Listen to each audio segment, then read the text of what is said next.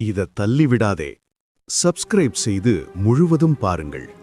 இந்த உலகத்தில் நீ தனியா இல்லன்னு நினைவில் வை. உன் கண்ணுக்கு தெரியாத ஒரு சக்தி எப்போதும் உன் கூட நடக்குது. அதுதான் முருகன். அவன் சொல்லும் ரகசியம் ரொம்ப சிம்பிள்.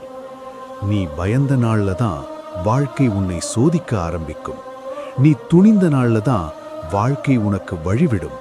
உன்னை கீழே இழுக்கிற உலகத்தை பார்த்து கோபப்படாதே. உன்னை மேலே தூக்குற உன் மனச நம்பு. வேல் என்பது ஆயுதம் மட்டுமில்ல, அது தெளிவு.